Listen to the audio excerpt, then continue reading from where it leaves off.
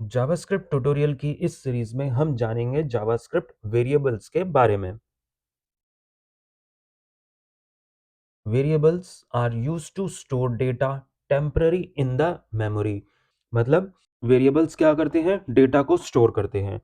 कहां पर स्टोर होगा ये वेरिएबल? मेमोरी के अंदर, जो कि टेम्पररी एरिया है। जब तक प्रोग्राम हमारा एग्जीक्यूशन में है तब तक वो वैल्यू स्टोर रहेगी। प्रोग्राम को बंद करते ही वो डेटा हमारा लॉस हो जाएगा। जो वैल्यू उस वेरिएबल में थी वो लॉस हो जाएगी। Variable can have any type of value. Variable के अंदर जो वैल्यू आएगी वो किसी भी टाइप की हो सकती है, चाहे वो नंबर हो, स्ट्रिंग हो, बूलियन, डेट, कोई भी डेटा टाइप हो सकता है। The data stored in these variables can be changed in between the execution of the program. यानी कि जो वेरिएबल के अंदर वैल्यू है वो हम चेंज कर सकते हैं एग्जीक्यूशन के दौरान। Variable name can be much longer. Variable का जो नाम होता है वो बड़ा भी हो सकता है, पर हम अपनी कन्वीनियंट के लिए उसको शॉर्ट, इजी और डिस्क्रिप्टिव यानी कि मीनिंगफुल नाम ही रखते हैं। रूल्स क्या हैं वेरिएबल को डिक्लेयर करने के? You can use upper case letter यानी कि कैपिटल ए टू जेड आ सकता है, स्मॉल ए टू जेड आ सकता है, डिजिट्स भी आ सकती हैं 0 to 9, अंडरस्कोर भी आ सकता है और डॉलर साइन भी आ सकता है। ये सारी चीजें वेरिएबल के नाम के लिए हम लिख सकते हैं। Can not begin with a digit. Digit से वेरिएबल का नाम शुरू नहीं हो सकता। नो रिजर्व वर्ड्स और कीवर्ड्स आर यूज्ड। कोई कीवर्ड भी हम यूज नहीं कर सकते वेरिएबल के लिए। वेरिएबल का जो नाम होगा वो केस सेंसिटिव है, यानी कि कैपिटल और स्मॉल में अंतर है। कैपिटल एज और स्मॉल एज दोनों अलग अलग वेरिएबल ट्रीट होंगे। इस फिगर में भी दिखा रखा है वैर, यानी कि एक कीवर्ड है जिसकी जगह हम वैर, लेट या कॉन्स्ट लिख सकते हैं। नेम क्या है? नेम एक आइडेंटिफायर है। इसका मतलब हमने अपनी मर्जी का कोई नाम दिया है। इक्वल टू असाइनमेंट ऑपरेटर है, और फिर इसके बाद कोड्स के अंदर हमने वैल्यू दी हुई है। कोड्स क्यों लगाए हुए हैं? क्योंकि स्ट्रिंग है, अगर स्ट्रिंग नहीं होती तो वो कोड्स नहीं आता। और लास्ट में semicolon. To declare a variable name in JavaScript, camel case is commonly used.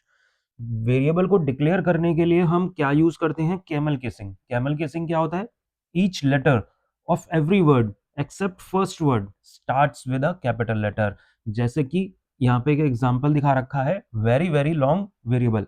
ये एक वेरिएबल का नाम है जिसका पहला वर्ड को अगर हम छोड़े वेरी को, उसके बाद जितने भी वर्ड्स हैं, वेरी का वी, लॉन्ग का एल और वेरिएबल का वी, ये सब कैपिटल ही है। Some valid variable names. First name capital letter आ सकता है, पूरा स्मॉल भी हो सकता है, अंडरस्कोर भी आ सकता है, नेम वन नंबर भी आ सकता है, अंडरस्कोर लगा सकते हैं और डॉलर भी लगा सकते हैं। सम इनवैलिड नेम्स। वन नेम नहीं आ सकता क्योंकि नाम से शुरू हो गया। स्विच और इफ कीवर्ड है, ये भी हम नहीं लगा सकते। फर्स्ट नेम के बीच में स्पेस है जो कि इनवैलिड है, और हाइफन नहीं आ सकता। अंडरस्कोर आ सकता है लेकिन हाइफन नहीं। तो ये सारे वेरिएबल के नाम इनवैलिड है। JavaScript allow us to use a variable without declaring it. JavaScript में हम बिना वेरिएबल को डिक्लेयर करे भी यूज कर सकते हैं। जैसे कि एग्जाम्पल में लिखा हुआ है a = 10, और अगर हम console डॉट लॉग करवाएंगे a को तो उसकी वैल्यू प्रिंट हो जाएगी, यानी कि 10। Above code is used without strict. यहाँ पे हमने स्ट्रिक्ट स्टेटमेंट का यूज नहीं किया, इसलिए कोई एरर नहीं है। अगर हम लिखते हैं यूज स्ट्रिक्ट और फिर मैं a = 10 लिखता हूं बिना उस वेरिएबल को डिक्लेयर करे, तो क्या होगा? एरर आ जाएगा। Therefore, it is not recommended. You must declare a variable before using it. उसको यूज करने से पहले क्या करना है? डिक्लेयर करना है। डिक्लेयर कैसे होगा? To declare a variable in JavaScript use let, var, const. इन तीनों में से कोई भी कीवर्ड आप यूज कर सकते हैं वेरिएबल को डिक्लेयर करने के लिए, लेकिन इन तीनों का मीनिंग डिफरेंट है। एग्जाम्पल में देखते हैं। लेट यूजर नेम, यानी कि ये वेरिएबल को हमने डिक्लेयर कर दिया। इसके अंदर अगर हमें वैल्यू डालनी है तो यूजर नेम इक्वल्स टू, अगर स्ट्रिंग है कोड्स के अंदर वैल्यू लिख देंगे, और अगर उसको डिस्प्ले करवाना है तो सिंपल वेरिएबल का नाम लिखेंगे तो वो वैल्यू डिस्प्ले हो जाएगी। To declare variables in one line, अगर हमें मल्टीपल वेरिएबल्स एक ही लाइन में डिक्लेयर करने हैं तो वो भी हम कर सकते हैं। लेट स्टूडेंट नेम एक वेरिएबल है, इसके अंदर हमने वैल्यू डाल दी। कोर्स दूसरा वेरिएबल है, इसके अंदर भी हमने वैल्यू डाल दी। परसेंटेज क्योंकि नंबर है, इसके लिए हमने कोड्स के बिना वैल्यू असाइन कर रखी है। लेट और वेर में क्या डिफरेंस है? Let is a modern way, जो न्यू वर्जन्स हैं जावास्क्रिप्ट के वहां पे हम लेट का यूज करते हैं, जबकि पुराने वर्जन्स में वेर ज्यादा यूज होता था। क्या डिफरेंस है, क्या लिमिटेशन है, चेक करते हैं। एक एग्जांपल हमने बना रखा है, let a equals to hi. दोबारा से मैंने ए को डिक्लेयर करा, लेकिन यहाँ पे एरर आ गया, और एरर मैसेज क्या है? ए इज ऑलरेडी डिक्लेयर्ड। कोई आउटपुट इसमें नहीं आएगा। लेकिन अगर हम यही प्रोग्राम वैर से लिखते, वैर ए इक्वल्स टू हाई, और दोबारा से वैर ए इक्वल्स टू हाई अगेन, तो यहाँ पे कोई एरर नहीं आएगा। और अगर हम उसको डिस्प्ले करवाएंगे तो वो मैसेज हाई अगेन डिस्प्ले होगा। यानी कि फर्स्ट वैल्यू जो असाइन करी थी हमने हाई, वो रिप्लेस हो गई सेकंड वैल्यू से, जो कि एक गलत तरीका है। एरर नहीं आ रहा, इसका मतलब ये नहीं है कि वो बेटर वे है, एरर उसको देना चाहिए। अगर वेरिएबल में कोई वैल्यू स्टोर है पहले से ही, और अगर हम उसको ओवरराइट कर रहे हैं, तो वहां पे एरर आना चाहिए, जो कि वैर में नहीं था। तो एक्सीडेंटली अगर हमने कुछ ऐसा लिखा तो जावास्क्रिप्ट ओवरराइट कर देगा, जो हमारे लिए प्रॉब्लम आ सकती है। इसीलिए वैर के कंपैरिजन में लेट ज्यादा यूज होता है। Constant variable declaration. Constant variable क्या होता है? Constant variable are those variable whose value cannot be changed during the execution of the script। Script के दौरान अगर हमने कांस्टेंट वेरिएबल में वैल्यू असाइन कर दी तो फिर वो चेंज नहीं हो पाएगी, यानी कि वो फिक्स्ड वैल्यू हो जाती है। Constant means fixed. कैसे डिक्लेयर करेंगे कांस्टेंट वेरिएबल को? कॉन्स्ट कीवर्ड की हेल्प से। सिंटेक्स क्या है इसका? कॉन्स्ट और कोई वेरिएबल का नाम, आधार नंबर, इक्वल्स टू और एक वैल्यू। जो रिकमेंडेड तरीका है वेरिएबल को डिक्लेयर करने का वो क्या है?